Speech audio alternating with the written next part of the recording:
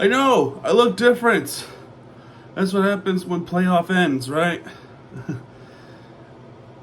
Anyway, man, welcome everybody to the Miami Sharks 2025 season review. We're going to go over from start to finish, take a look at what went right, what went wrong, and how it went to be. So let's waste no further time and let's talk about from the season that started back in February. The season opener happens back in February 15th against Old Glory DC, where Miami had a big chunk of lead, but ultimately fallen to Old Glory, and that is the game that you should have won. That is a game that you have to win despite starting the season. That is the game you have to start strong. They did not do that, and I'm still surprised to this day that they didn't do that. They didn't finish this game, and just humiliating. It was humiliating to look at. The next game, however, against NOLA Gold, we did beat NOLA Gold at home, this time 30-25. We had to do a little comeback of our own. Now let's see what they were going to do to, finish it. They did finish it. But perhaps the most surprising game to me is Anthem RC up in North Carolina. That game was a thrilling nail biter. The Sharks won that game 32-31. And the thing is, Anthem had the momentum pretty much the entire game. They had all the momentum. They were not going to let down. All it took is one good possession of the rugby ball. Miami was able to get that done. And the turnovers that Anthem has committed against Miami, what won us the game? It all came down to rugby possession and defense. At that game, I did not feel good. I didn't feel good winning that game, because how do you not do well against a team like Anthem? You have to do well against Anthem. And I thought we were in danger of doing the most embarrassing thing ever.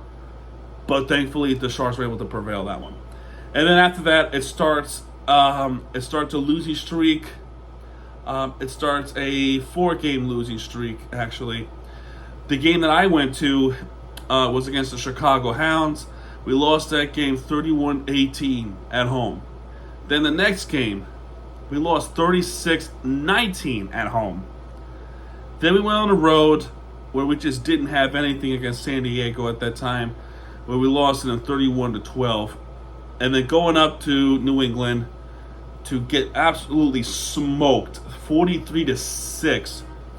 One of the worst games I've ever had a displeasure of watching. However, after that game, it's a home game finally. They play against Houston SaberCats. At that time, they were number 1 in the Western Conference. And Miami pulled an upset victory over Houston. They won that game 31-22.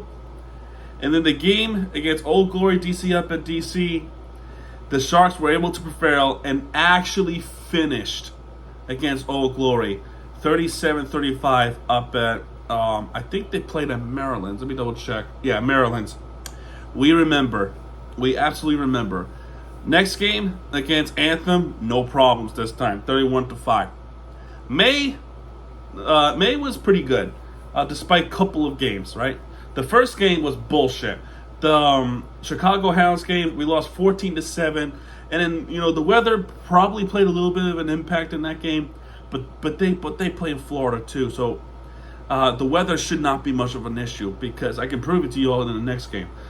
The game against Chicago, it was a tale of two halves. The first half was Miami. The second half was Chicago. I really feel like Miami had this game, but they just could not get that finishing touch, and that's what really pissed me off. And then on top of that, above all, they just keep kicking and they just keep turning it over. It is ridiculous at that point. Oh, and they said, the ball was wet. Well, the next game that I'm going to mention, the weather played big impact in this game. In fact, it caused a couple-hour delay.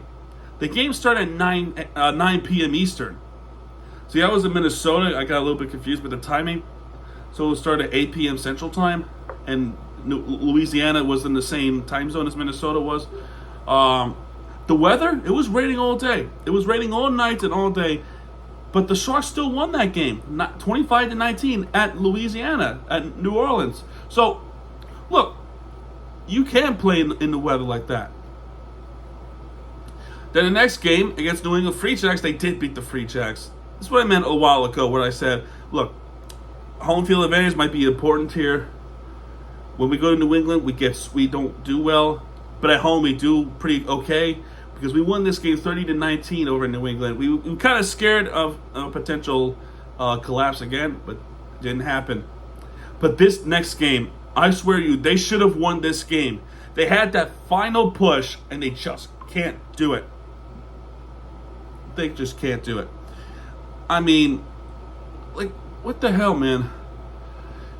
You got to put that final touch. This is the fight to the playoffs now. And on May 30th, 2025, San Diego Legion came in town, and it was a fight from start to finish. And ultimately, Miami was able to prevail and finish this game against San Diego this time. There was a lot of scare because the last time we had that much of a lead, or any lead against San Diego, we blew it. Last year, we proved that. But not this time, as it was enough to beat them, as Miami, at that point, clinched playoffs for the first time in their franchise history in their sophomore season. It was awesome. Pretty awesome to see. Final regular season game came in Seattle. They rested a lot of their guys, but we lost this game 42-17, creating a window for Seattle, but shutting the door for San Diego as they were eliminated. And our first playoff game was a loss against New England Free Jacks. That's not surprising because New England has a really good home field advantage. And we lost this game 32-10. Well, I will say this with the Sharks. Scoring a try up in Massachusetts is a step to the right direction of the future. They just need to get that offensive push that they need to get big tries in. Well, there's your game review and all that. So my opinion, what went wrong, what went right, the good, the bad, the ugly situation. Well, I think the only ugly is that first game of the season. Really, you have to hold on to that lead.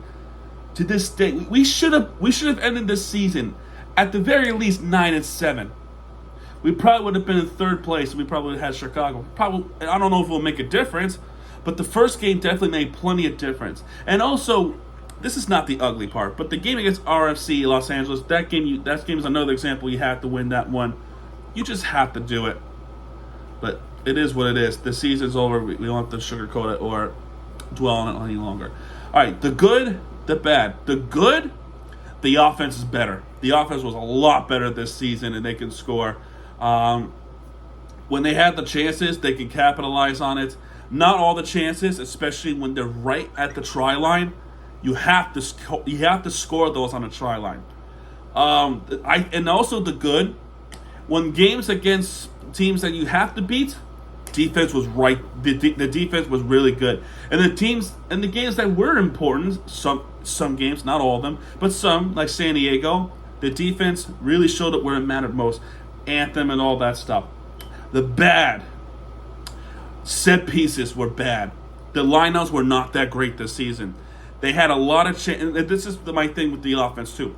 When they're close to the try line, I think the Butterflies really hit the nerve on the lineout situation, and they just keep fumbling. They either threw it away, or the defense of the lineouts will just swat it away.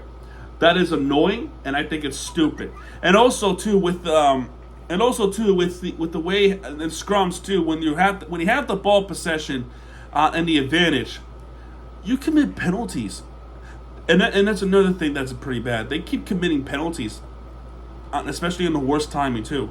Seattle, for instance, San Diego, for instance.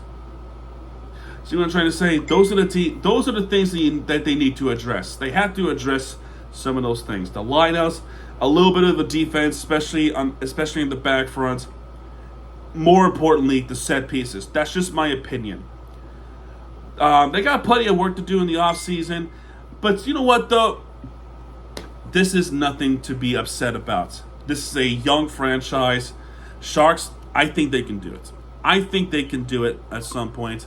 They just need to find some things that hurts them. In my opinion, set pieces hurt them. Now, I'm not saying the set pieces are the biggest problem the Sharks. It's not.